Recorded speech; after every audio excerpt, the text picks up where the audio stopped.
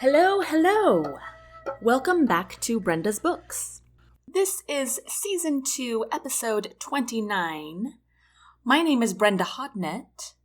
Thank you so much for coming back to listen to more of Sara's War. Today we are on Chapter 34 and Chapter 35. Here we go. Chapter 34, Confronting a Coward. Nate is not a pretty sight. His face is completely distorted with black and blue swelling, and he has dried blood streaked from his mouth to his chin and from his eye to his ear. One of his eyes is so puffy, it doesn't look like it resembles an eye at all. I thought you said there was only one first year, I speak loudly to Jack, while still staring at Nate's mutilated face. Then the swells and puffs move and rub together. I'm a private first class, Sara, Nate says through his cracked lips. That's 2 ranks above a first year, if you didn't know. Nate! I exclaim. Are you okay? One of Nate's eyes opens. Couldn't be better. He tries to smile but winces instead. What happened to you? I ask with anxious concern. Nate shrugs and winces again. I got in a fight. Behind me I hear Jack grunt as he slowly walks toward us. Well, that's just brilliant, I mutter sardonically. Where does it hurt the most? I'm not going to tell you that, Nate says. Nothing's broken, I just need my face fixed. Yeah, you need a lot of stitches, I note. Nate nods. Go at it then. Jack moves to stand at the foot of the gurney, watching me as I carefully wash and clean Nate's face. I don't know why Jack is still here, but I say nothing about it. From the medical supplies tent, I fetch a plastic box with some needle and thread for the stitches. As I come out of the tent, I hear Nate asking Jack if he has permission to speak to me as a friend, rather than having to be professional. Sure, Jack mutters. Maybe that way you'll be honest with her. They both turn quiet when I come back into view. Awkward silence must be my lot this morning because here it is again, cutting and biting the air. Pretending as if all is well, I thread through Nate's eyebrow. You smell good, Nate says to me. Do you still shower with strawberry shampoo? Jack shifts and peers around at the oaks, obviously uncomfortable. When did I tell you that? I ask Nate. You didn't need to, Nate explains. Whenever I picked you up for school, you smelled like strawberries. Oh, is all I say, hoping desperately that I'm not blushing. You know, you could leave us alone, Nate says to Jack. That way we can have a good friendly chat. Not a chance, Jack says, giving Nate an evil glare. Nate rolls his one eye. I'll be on my best behavior. Aren't you going to tell her what happened? Jack challenges. What happened twice? I did, Nate says defiantly. Have you always lied to her? Jack implies in a condescending tone. I gaze back and forth between these two men, who at the moment seem to have forgotten I'm still standing here. I know exactly what Jack is referring to. It's obvious Nate didn't get in a fight. He got beat up, but Nate is too embarrassed to admit it. What did I lie to her about? Nate banters. That she smells nice? Don't you think she smells good? Jack holds his breath, giving me an uncomfortable glance, then glares at Nate again. It's my decision. Now shut your mouth before you give me more reasons to have you court-martialed. Nate glowers at Jack for a moment, then stares up at the sky as best he can without moving his head. It's all right, Colonel, I say as calmly as I can. He's too sore to do much of anything. Not that I think he would, anyway. That's not what I'm worried about, Jack dismisses. It's his mouth he has a hard time controlling, he says in a cold voice, still giving Nate a relentless glare. Nate takes a deep breath and continues to stare at the sky. Even through his maimed mask, I can tell he wants to cry. I was drunk, he whispers. Oh, and that's going to plead your case? Jack nearly yells. You're in the army!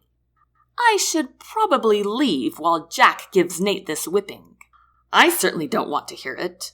I open my mouth to excuse myself, but Jack leans over the foot of the gurney, putting his hands on either side of Nate's feet. I can't believe you put so many people at risk like that, Jack says fiercely. Especially Sara! How could you do that? I can't believe you didn't tell an authority!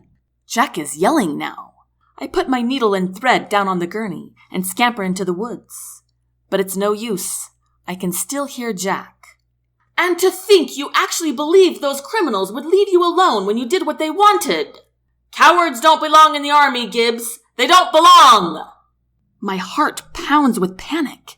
I hate hearing Jack scold like this. It scares me. I don't want to think about what he's saying either. I paced through the trees, not knowing when or if I should go back. I don't hear Jack shouting anymore, but I do hear Nate sobbing. "Doctor," says a deep voice. I gasp and whirl around at the unexpected person behind me. Jack's tall figure stands a few feet away. At the moment, his countenance actually looks like Jack and not the Colonel. I have no idea what my face looks like, but when Jack sees it, his expression fills with concern, then sadness. "It's all right," he soothes. "I'm leaving now." "Okay," I say in a breathless voice. "I'm sorry you had to hear that. I was planning on waiting until you were finished with him, but I'm not always perfectly patient." His voice has no Colonel-esque tone in it, just Jack. This man is driving me insane. One second he's mean, the next second he's sweet. And the longer I stare at him, the harder it is for me to breathe.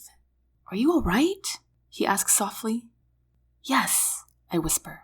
"Yes, sir, I'm fine." "You better get back to your patient." Again, I'm aware of Nate's sobs. "I'll give him a minute." Jack nods. "I'll be back later." "Yes, sir." Jack's stare lingers. Then he brushes past me with his long strides. Now that Jack is gone, I mull over what he said to Nate. What did Nate do that was so wrong? Why would someone want to beat him up? And how did he put me at risk? It doesn't make any sense. I blow out a gush of air. Why do I never know what is going on? I saunter up the narrow dirt path leading to the medical area. Nate must hear me coming because his audible sobs suddenly stop. I walk up next to his gurney. Because of his crying, his face now looks redder and puffier than it had before. "You okay?" I ask. Nate nods once. "Fine. You ready to be stitched up?" "Sure," he croaks. Nate is desperately trying to choke back more tears, so I figure rather than asking questions, I will let him speak when he wants to. I begin stitching up his cheek near his ear. I'm able to work much faster now that I'm not distracted with arguing and yelling and chastising. "Sara, I'm really sorry for what I said to you before we left Big Rock," Nate says in a raspy voice. "I've already forgotten about it," I appease him. "Why did you do it, though? What's going on with you?" "I don't want to talk about it." "Of course not." "Well, have you got it all worked out?" "I don't know," he replies. I move to stitch just under his eye, where blisters are already starting to form. I decide I better cut them out and tape the wounds with gauze. Otherwise, the growing blisters will interfere with the stitches. "So, do you like Colonel Haskins as much as he likes you?" Nate asks casually. "Who says he likes me?" I dodge. Nate rolls his good eye. "It's a little obvious, Sara. You're the only one I've seen who makes him nervous." "Maybe it's the mad skills I have," I tease. Nate chuckles, then winces. "Ugh, there is not a single part of me that doesn't hurt." "I bet." "So what's your answer?" Nate persists. "You got butterflies too?" Instead of responding, I turn away from him and grab some more thread from my plastic box that sits next to his knee. Nate exhales softly. "I knew it," he mumbles. I turn back to face him when I know the red is out of my cheeks. I didn't say anything. "Which says everything," he assumes.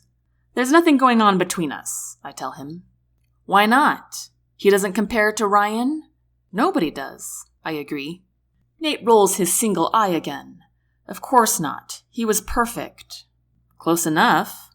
"Does the Colonel know you had—" I smack my hand down hard on the small tray that's holding my needles, causing them to fly every which way. "Don't you even think about mentioning that," I whisper fiercely. Surprise and shock smother Nate's swollen features. "Sara, I was just—" "Don't," I repeat, "say another word." I'm speaking through my teeth now. My hands shake as hot blood boils from my stomach, up my neck, and to my head. I squeeze my temples with my palms as hard as I can, as if this will keep my most dreaded memory from reaching the surface. Nate has no idea what the memory is, but he had come so close to the mark it had nearly spilled out. With fury. Nate apologizes over and over, but I hardly hear him. "Doctor, are you okay?" I spin around to see who the new voice belongs to. It's a red-haired man. "Randy," I breathe. "Yeah, what is it?" he asks, looking concerned. I need these needles sterilized. I just dropped them on the ground." "Sure," Randy says, still looking completely confused. He crouches to pick up the spilled box, and I squat to help him. What was I doing? Stitches. Okay, yes. I will just focus on stitches, a crisscross pattern. I can do that. I sigh in relief.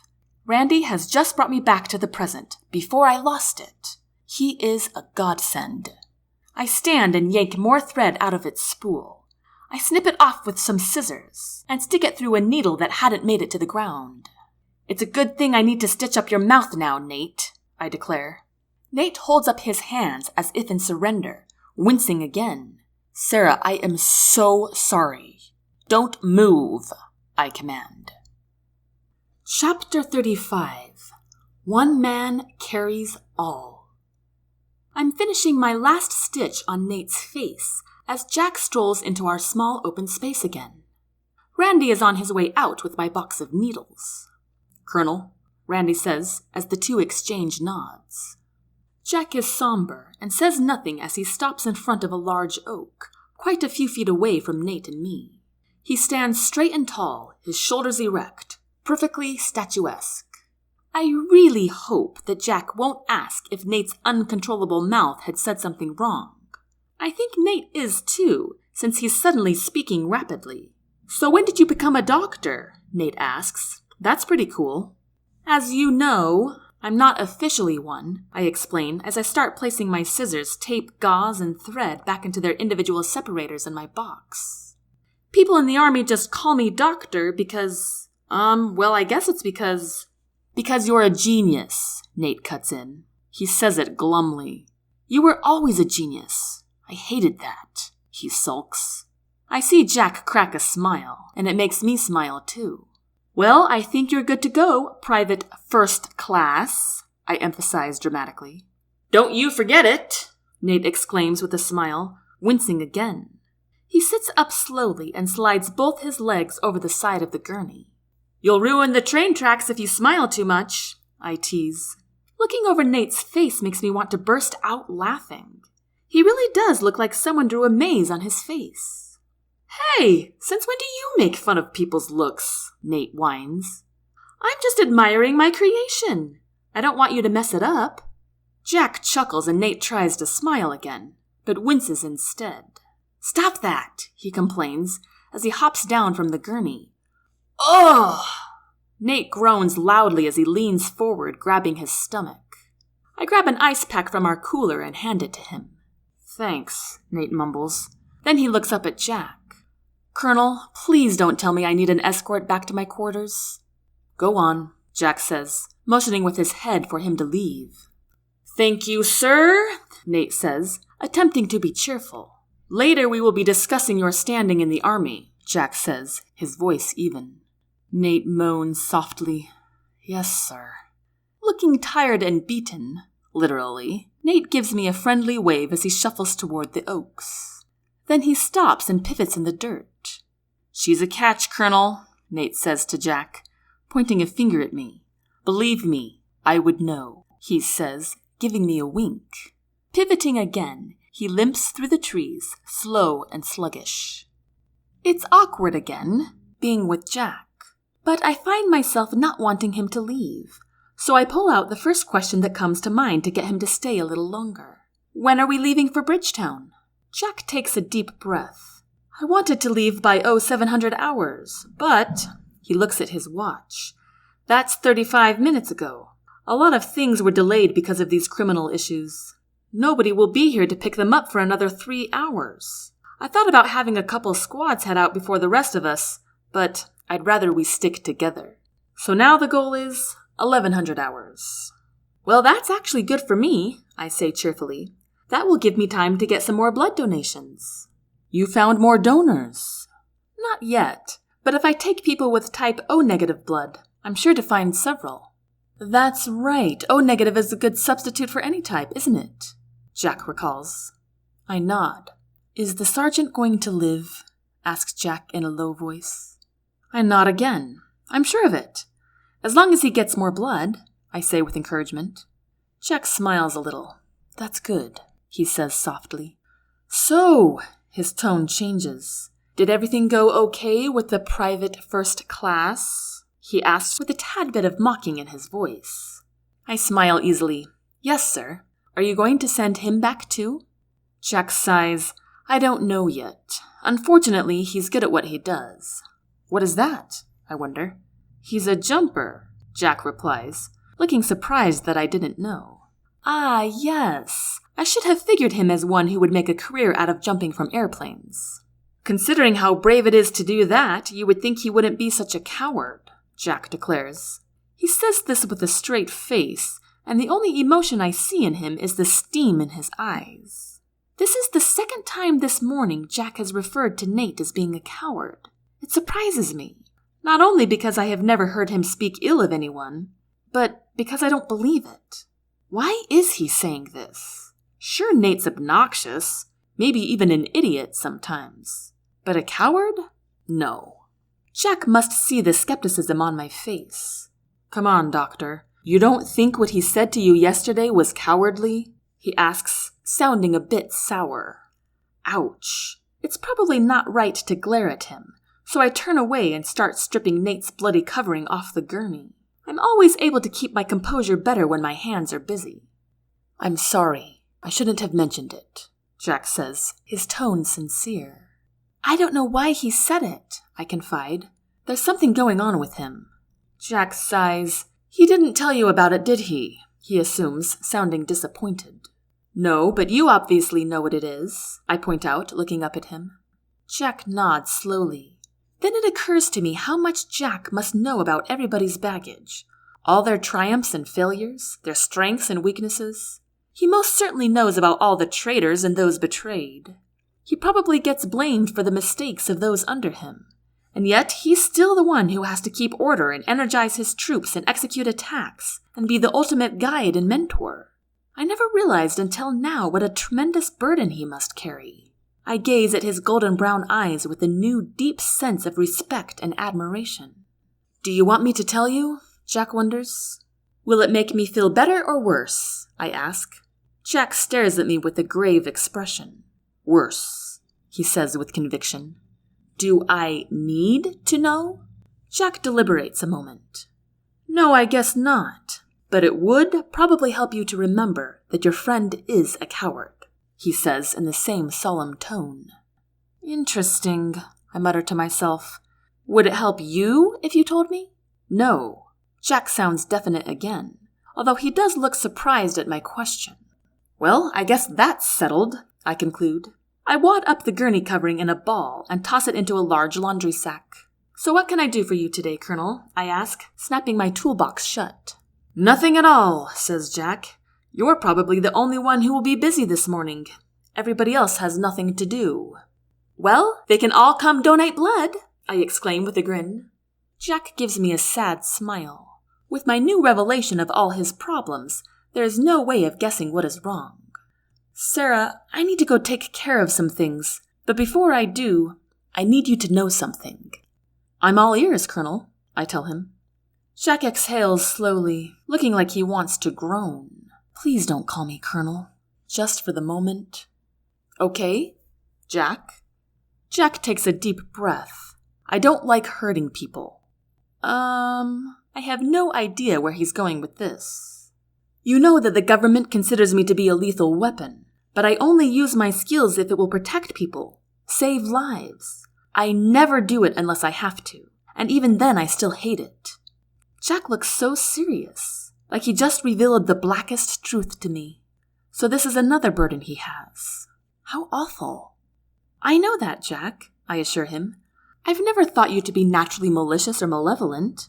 You have good judgment. Everybody knows that. And that's why you're such a good leader.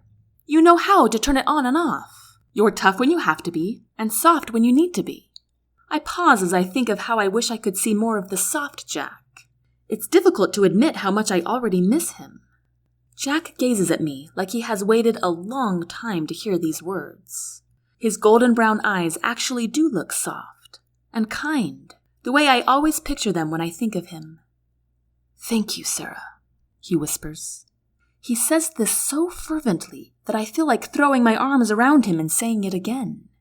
But without another word, he turns and disappears into the oaks. I wish I could call him back. I don't like being alone. And that concludes Chapter 35. I hope you liked it. I hope you come back next Thursday for Chapter 36, which is called Indignation. Lexi kind of freaks out in this one. I love it. I hope you all have a fantastic week. Go out, enjoy the sunshine. If you want to find out more about Brenda's books, you can visit brendasbooks.net. Until next time, take care.